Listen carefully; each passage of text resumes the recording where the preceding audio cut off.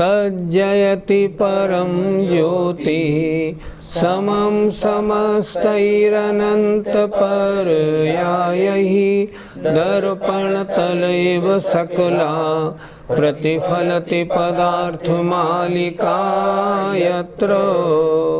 पंच परमेष्ठी भगवान की जय।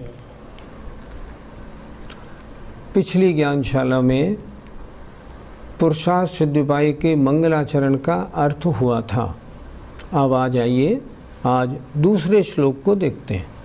किताब खोल लीजिए और उस श्लोक के एक एक शब्द पे ध्यान दीजिए। परमागमस्य जीवम् परमागमस्य जीवम् निषिध्य जात्यन्ध सिन्धुर्विधानम् निषिध्य जात्यन्ध सिन्धुर्विधानम् सकलनय विलसितानाम् विरोधमथनं नमाम्यनेकान्तम् विरोधमथनं नमाम्यनेकान्तम्। बोलिए। परमागमस्य जीवम् निषिद्ध जात्यन्ध सिन्धुर्विधानम् सकलनय विलसितानां विरोधमथनं नमाम्यनेकान्तम्। आइए एक एक शब्द को देखते। परमागमस्य, परमागम का, जीवम जो प्राण है, और निषिद्ध निषेध करता है, जो जाति से माने जन्म से जो अंधे व्यक्ति हैं उनके द्वारा सिंधु माने हाथी के विधान माने वर्णन का। अर्थात कोई जन्मांध हो जिसने कभी हाथी देखा नहीं हो, वो जैसा हाथी बताए उस रूप हाथी नहीं है, उसका निषेध करने वाला। फिर देखें एक बार, जो निषेध करता है जाति माने जन्म से अंधे व्यक्ति के द्वारा किए गए हाथी के वर्णन का। दूसरा विशेषण। तीसरा, सकल नए विलसितानाम, जिसमें संपूर्ण नए प्रकाशित होते हैं। और कैसा है? विरोध मथनम, जो विरोध को दूर करने वाला है। ऐसे अनेकांतम, अनेकांत को नमामि, मैं नमस्कार करता हूँ। फिर देखें कैसा है अनेकांत। अनेकांत परमागम का प्राण है। जैन सिद्धांत किस पर डिपेंड करता है? अनेकांत पर। ये हमारे धर्म की विशेषता है। अनेकांत माने प्रत्येक द्रव्य अनेक धर्म वाला है। अंत माने धर्म, अनेक माने बहुत से। क्या हुआ? जो परमागम का प्राण है, अनेकांत। दूसरा, कोई जन्मांध हो, जाति से अंधा कोई व्यक्ति हो, उसके द्वारा जो हाथी का वर्णन किया गया हो उसका जो निषेध करने वाला है। जन्मांध पुरुष ने हाथी के पैर पकड़े। हाथी कैसा होता है? खम्बे जैसा। उसने हाथी की सूंड पकड़ी। कैसा होता है हाथी? रस्से जैसा। उसने हाथी का कान पकड़ा। ओहो, हाथी कैसा होता है? पंखे जैसा। अनेकांत कहता है नहीं नहीं, ऐसा नहीं होता, तुम सब ठीक नहीं बोल रहे। क्यों? उन्होंने देखा नहीं हाथी को। हाथी के एक हिस्से को हाथी थोड़ी माना जाएगा। उसी तरह वस्तु में अनेक धर्म हैं, तो जहाँ अनेक धर्मों का वर्णन है उसका नाम अनेकांत, और एक धर्म का वर्णन है तो एकांत। क्या हुआ? जन्मांध पुरुष के द्वारा किए गए हाथी के विवरण को, हाथी के विधान को जो निषेध करता है, ऐसा हाथी नहीं, इन सबको मिला दो, ऐसा हाथी होता है। और कैसा है? सकल नए विलसिता नाम, जिसमें संपूर्ण नए प्रकाशित होते हैं। एक नए से बात नहीं करता, अनेकांत, इस नए से ऐसा तो इस नए से ऐसा। और कैसा है? विरोध मथनम, अन्य धर्म वाले जो विरोध कहते हैं, तुम्हारे यहाँ ऐसा लिखा, नहीं, हमारे यहाँ इस आशय से ऐसा लिखा, इससे ऐसा लिखा, तो विरोध को दूर करने वाला है। ऐसे अनेकांत को मैं नमामि, नमस्कार करता हूँ। अनेकांत और स्याद्वाद में क्या अंतर है? वस्तु में अनेक धर्म पाए जाते हैं, इसलिए वस्तु अनेकांतमयी है, अनेक धर्म वाली है। जैसे मैं किसी का भाई भी हूँ, किसी का मामा भी हूँ, किसी का पति भी हूँ, तो किसी का पुत्र भी हूँ। इस तरह वस्तु में अनेक धर्म पाए जाते हैं, इसलिए अनेक प्लस अंत, इसका मतलब हुआ अनेकांत। वस्तु कैसी है? अनेक धर्म वाली है। अब उन अनेक धर्मों को कहा कैसे जाए? तो उन अनेक धर्मों को कहने की जो पद्धति है, उसका नाम है शादवाद। शाद माने अपेक्षा से, वाद माने कहना। तुम माँ पिता की अपेक्षा पुत्र हो, ठीक। भाई की अपेक्षा भाई हो, ठीक।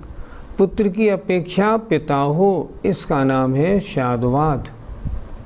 शादवाद माने जो एक वस्तु अनेक धर्म वाली है, उसको अलग अलग अपेक्षाओं से कहना, इसका नाम शादवाद है। इसलिए दोनों चीज़ें अलग हैं। अनेकांत वस्तु का स्वरूप है, शादवाद उसके कथन की पद्धति है। यहाँ हाथी का उदाहरण क्यों दिया? जैसे वस्तु में अनेक धर्म पाए जाते हैं, उसी तरह हाथी के भी अनेक अंग हैं। कान भी पंखे जैसा है, पैर खंबे जैसे हैं, पेट या सिर कह लो तो नारियल जैसा है, ऐसे। तो इन्होंने कहा जैसे वस्तु के एक एक धर्म को वस्तु का स्वरूप मानना गलत है, क्योंकि वस्तु अनेकांतमयी है, इसलिए पंखे जैसा हाथी होता है, ये एकांत हो गया। और इन सबको हमने जोड़ लिया तो वस्तु के अनेक धर्मों का कथन करने वाला अनेकांत हो गया। हाथी का उदाहरण देने से बात अच्छी तरह समझ में आती है, इसलिए यहाँ हाथी का उदाहरण दिया है। किन्हीं शास्त्रों में बजाय जीवम के बीजम मिलता है, ऐसा क्यों? किन्हीं सूत्रों में, किन्हीं श्लोकों की पंक्तियों में, भिन्न भिन्न पांडुलिपियों में अलग अलग शब्द पढ़ने को मिलते हैं। किन्हीं में परमागमस्य जीवम है, किन्हीं में परमागमस्य बीजम है, लेकिन दोनों से अर्थ अपना ठीक बैठता है। अर्थात जो परम आगम का जो बीज है, मूल है, उसे कहते हैं परमागमस्य बीजम। बीज क्या है? अनेकांत। अनेकांत नहीं तो आगम नहीं, इसलिए बीजम कहें तो भी आपत्ति नहीं है। दोनों मिलते हैं तो दोनों का उल्लेख करने में कोई बुराई भी नहीं है। देखो उदाहरण, एक सूत्र है प्रकृति स्थित्यनुभव प्रदेशास तद विधेय। दो पाठ मिलते हैं, प्रकृति स्थित्यनुभाग प्रदेशास तद विधेय, दोनों ठीक है और दोनों मिलते हैं, कोई आपत्ति नहीं। अनेकांत को आगम का प्राण क्यों कहा है? इसलिए कहा कि अगर अनेकांत नहीं तो आगम आगम नहीं, आगम निर्जीव हो गया, अनेकांत ही मुख्य है। देखो जैसे सांख्य है, सांख्य क्या कहते हैं? वस्तु तो नित्य है। जैसे बौद्ध हैं, बौद्ध कहते हैं वस्तु तो क्षणिक है। जैन आगम क्या कहता है? वस्तु द्रव्य की अपेक्षा नित्य है, पर्याय की अपेक्षा क्षणिक है। इस तरह आगम जिस जो वर्णन है अनेकांत के द्वारा, अगर अनेकांत न हो तो प्राण नहीं, आगम आगम नहीं ठहरेगा। इसलिए देखा जाए तो अनेकांत ही आगम का प्राण है।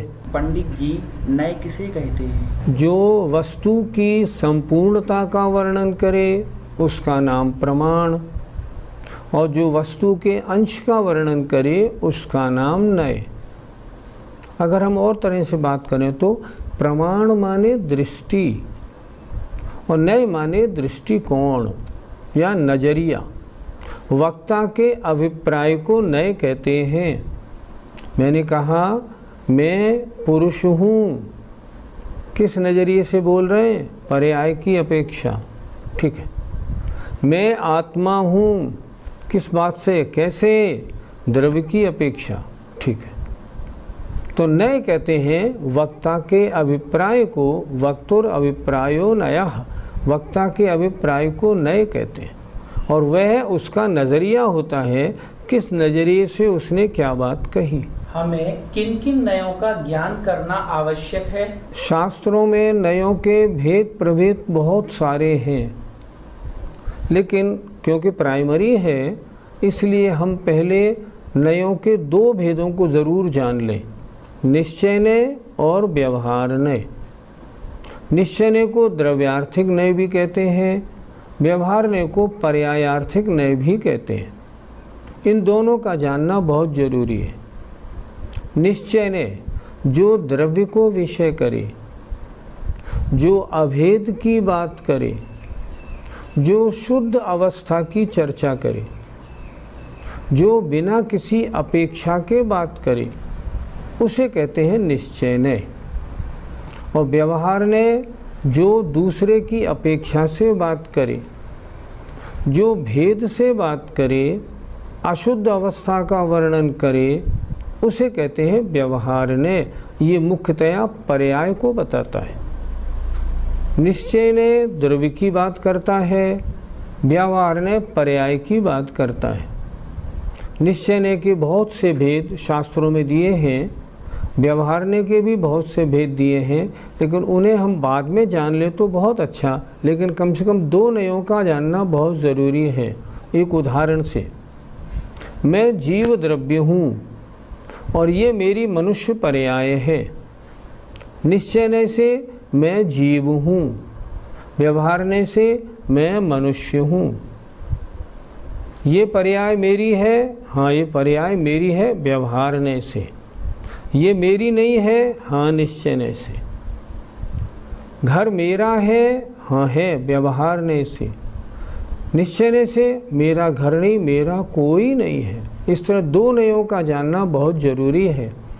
तत्वार सूत्र में नैगम संग्रह व्यवहार अर्ज सूत्र शब्द समरूढ़ैवम भूता नयाः, ये 7 नय भी दिए हैं, और आचार्यों ने और भी और तरह से बहुत वर्णन किया है, लेकिन उन सबको जाने तो बहुत अच्छा है, लेकिन दो नयों का अच्छी तरह जान लेना है, निश्चय नय और व्यवहार नय।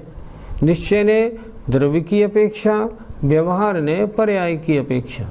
निश्चय नय शुद्ध की अपेक्षा, व्यवहार नय अशुद्ध की अपेक्षा।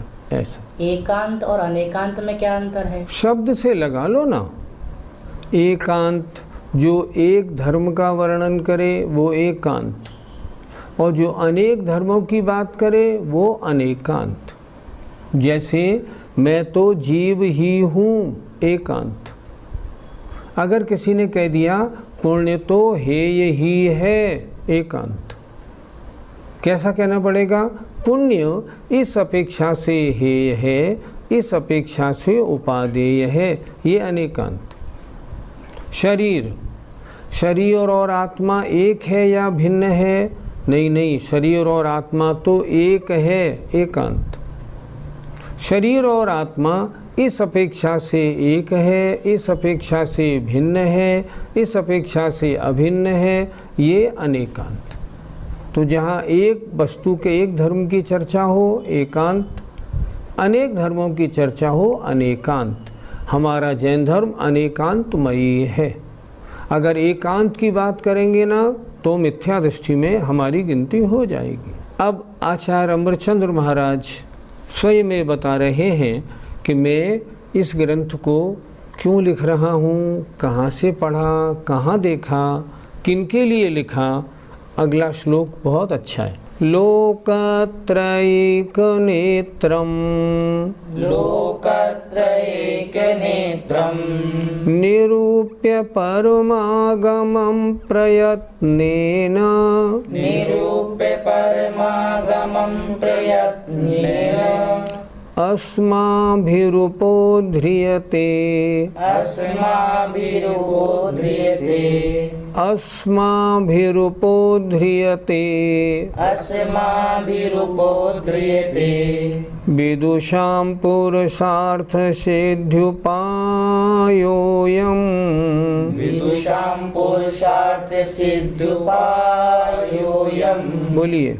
लोकत्रैकनेत्रम् निरूप्य परमागमं प्रयत्नेन अस्माभिरुपोध्रियते विदुषां पुरुषार्थसिद्ध्युपायोऽयम्।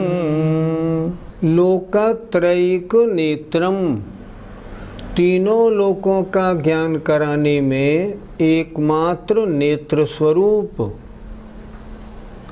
निरूप्य माने जानकर, समझकर, परमागमम ऐसे परम आगम को, प्रयत्नेन बड़े प्रयत्नों से, अस्माभिः हमारे द्वारा, उपोध्रियते कहा जाता है, विदुषाम विद्वानों के लिए, पुरुषार्थ सिद्ध्युपाय अयम यह पुरुषार्थ सिद्ध्युपाय नाम का ग्रंथ। एक एक शब्द हुआ, आइए अब इसका अर्थ लगाते हैं। जो तीनों लोकों को प्रकाशित करने के लिए एकमात्र नेत्र स्वरूप है, जिसके अलावा तीन लोक का वर्णन और कोई नहीं कर सकता, ऐसे परमागमम भगवान जिनेंद्र के द्वारा कहे गए श्रेष्ठ आगम को प्रयत्नेन बड़े प्रयत्न पूर्वक निरूप्य जानकर, अस्माभि हमारे द्वारा, विदुषाम विद्वानों के लिए यह पुरुषार्थ सिद्ध्युपाय नाम का ग्रंथ कहा जाता है। पंडित जी, इस श्लोक को लिखने की क्या आवश्यकता थी? कोई अमरचंद स्वामी महाराज से ये पूछ बैठे, आपने ये पुरुषार्थ सिद्ध्युपाय ग्रंथ क्यों लिखा? अपनी मनमर्जी से लिखा क्या? तो वो कहेंगे नहीं नहीं, ऐसे नहीं लिखा। कितना अच्छी तरह उन्होंने लिखा, परमागमम प्रयत्नेनो निरूप्य। भगवान जिनेंद्र देव ने जो जिनवाणी, जो दिव्य धुनि में उपदेश दिया है, उसको गणधर देव ने परमागम में लिखा। उस परमागम भगवान के द्वारा कहे गए, गणधर द्वारा लिखे गए शास्त्रों के अनुसार जो शास्त्र बनाए गए परमागम, उनको प्रयत्न पूर्वक पढ़कर, अच्छी तरह समझकर मैं ये ग्रंथ लिख रहा हूँ। ये ग्रंथ मेरी मनमर्जी नहीं, ये जो कुछ मैंने लिखा है ये मूल आगम का सार है, वही परंपरा इसमें है। इसलिए इस श्लोक का लिखना बहुत ज़रूरी था। अन्यथा लोग कहते ये तो अमृतचंद स्वामी ने अपनी मर्जी से लिख दिया। उन्होंने पहले स्पष्ट कर दिया, मैंने अपनी मर्जी से नहीं, आगम को अच्छी तरह जानकर उसके अनुसार ग्रंथ कहा है। अस्माभिरुपोध्रियते, इसलिए ग्रंथ ये श्लोक लिखना बहुत आवश्यक था। पंडित जी, आचार्य श्री को क्या जरूरत थी ग्रंथ लिखने की? शुद्धोपयोग में ही रहते। आपने बिल्कुल ठीक प्रश्न किया। मुनि का धर्म तो शुद्धोपयोग में रहना है। जब शुद्धोपयोग में नहीं रह पाए तब क्या करें? तब शुभोपयोग में आए। और शुभोपयोग में आए तब कैसे कार्य करें? जिनमें अगले जन्मों में महान ज्ञानी बनने का अवसर मिले। हम पूजा में एक लाइन पढ़ते हैं, धन साधु शास्त्र अभय दिवैया, त्याग राग विरोध को। उत्तम त्याग में वे साधु धन्य हैं जो शास्त्रदान और अभयदान देते हैं। अमृतचंद स्वामी ने इस शास्त्र को लिख के एक तो हमें ज्ञान दिया, उनको महान शास्त्रदान हुआ। दूसरी बात, संसार से डरने वाले हम भयभीत लोगों को डरो मत, मैं तुम्हें रास्ता बता रहा हूँ, हमें अभयदान दिया। इससे बढ़िया उपयोग वो शुद्धोपयोग से हटने की दशा में और क्या कर सकते थे। इन्होंने नहीं आचार्य कुंद जैसे आचार्यों ने भी अपने उपयोग को अच्छे शुभोपयोग में लगाने के लिए 84 पाहुड़ों की रचना की। वो तो इतने महान ज्ञानी थे, शुद्धोपयोग में ही क्यों नहीं रहे। शुद्धोपयोग में निरंतर नहीं रहा जा सकता। शुद्धोपयोग तो क्वचित कदाचित होता है, शेष अधिकांश तो शुभोपयोगी रहता है। और शुभोपयोग में स्वाध्याय करना या ग्रंथों का लिखना महान ज्ञानदान है। ये मुनि महाराज बड़ी हम लोगों पे कृपा करके करते हैं।